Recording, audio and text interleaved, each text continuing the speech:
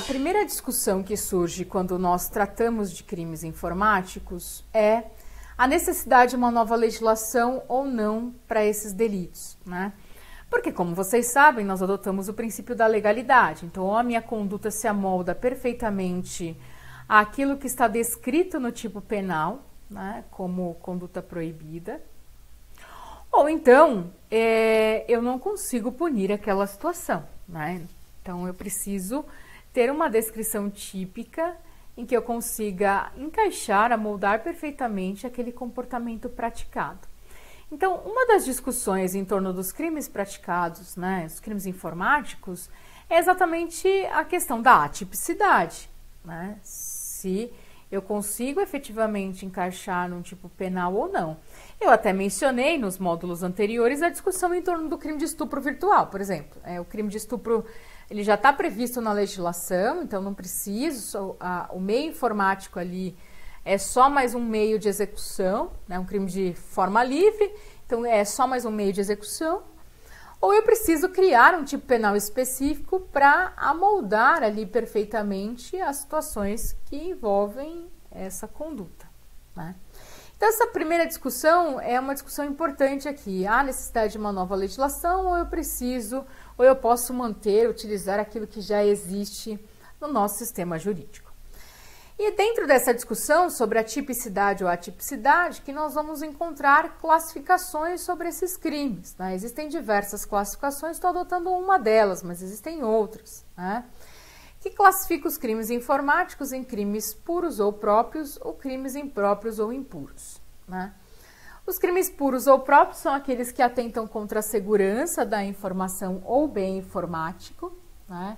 E geralmente são as situações que geram a necessidade da criação de novos tipos penais. Por exemplo, o crime de invasão de dispositivo informático, né?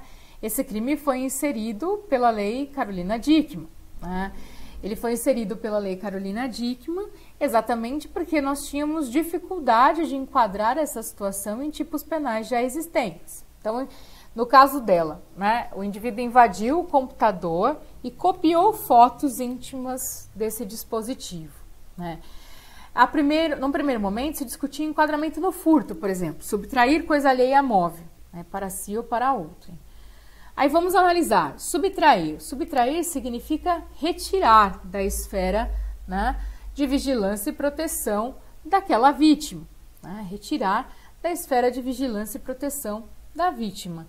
Agora, quando ele copia as fotos do dispositivo, ele está retirando da esfera de vigilância, proteção, disponibilidade da vítima? Não. As fotos continuam lá. Ele fez uma cópia daquelas fotos, né? Então, não há que se falar ali nessa questão da retirada, né, daquele bem da vítima. Coisa alheia móvel, a gente até pode considerar que os dados informáticos, de fato, podem ser enquadrados em coisa alheia móvel. Mas o crime de furto é um crime patrimonial, então eu necessariamente precisaria demonstrar a vantagem patrimonial. E se ele não exigisse nada, não fizesse nada com aquilo, né, só retirasse e guardasse, nós não teríamos como enquadrar no crime de furto para obtenção de vantagem patrimonial ali em decorrência daquele comportamento, nem mesmo de extorsão, porque ele não estava exigindo nada, ele simplesmente invadiu e copiou aquelas informações. Então, por conta disso, era uma situação que era de difícil punição, né? Porque a gente não tinha um tipo penal específico que tratasse daquela questão. Então, por conta disso, surgiu a Lei Carolina Dickmann, né? Em virtude da repercussão que essa situação trouxe, né, por ter ocorrido em relação a uma pessoa conhecida, e nós tivemos a Lei Carolina Dickmann alterando o Código Penal e inserindo o crime de invasão de dispositivo informático, que, aliás, esse ano, inclusive, foi objeto de nova alteração legislativa para ampliação da pena e também das possibilidades ali de configuração, né?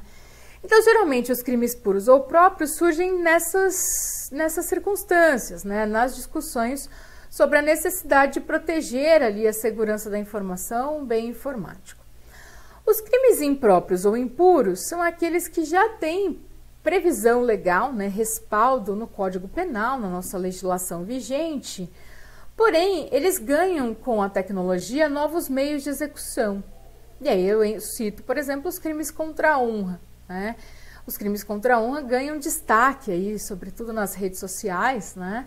Nesse contexto informático. Então, são crimes que já existem na nossa legislação e que ganharam mais uma forma de prática.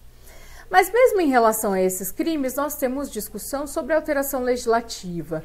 Não para alterar a descrição típica, mas para estabelecer, por exemplo, majorantes para esses crimes quando eles forem praticados no contexto de internet.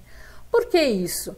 Porque a internet tem algumas características que são características peculiares e que trazem maiores consequências para as vítimas. Ah, professora, mas eu tenho as consequências da vítima, né, para a vítima, como uma circunstância judicial lá do artigo 59 do Código Penal.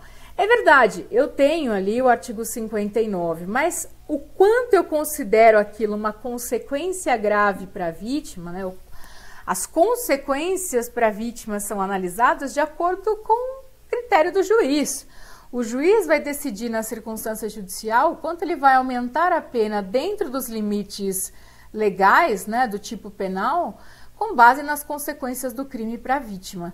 Então, a gente tem geralmente discussões sobre o surgimento de novas legislações relacionadas à modificação dos tipos penais para inserir causas de aumento ou circunstâncias qualificadoras que considerem características que são características importantes da internet. Por exemplo, a replicabilidade e o alcance da informação na rede. É claro que nós temos aqui situações, né, em que uma notícia falsa ou uma ofensa, né, um discurso de ódio na internet tem um alcance, uma replicabilidade dessa informação muito maior do que se eu fizesse isso, né, do que eu ofendesse alguém numa sala fechada com 3, 4 pessoas, né? Então, a replicabilidade e o alcance da informação na rede é muito maior. E é claro que isso gera uma consequência, né, um prejuízo para a vítima também muito maior, né? Além disso, a gente tem a questão da permanência da informação na rede, né? Então, essa informação, por mais que eu tome todas as medidas judiciais necessárias para a remoção daquele conteúdo ilícito da rede, nada garante que em um determinado momento aquele conteúdo venha à tona novamente, né? Então, a gente tem essa questão da replicabilidade, alcance, permanência da informação, que geralmente trazem ali maiores consequências para vítimas e também traz a discussão sobre a necessidade da alteração legislativa para prever ali essas situações também como majorantes ou como qualificadoras dos crimes já existentes na nossa legislação.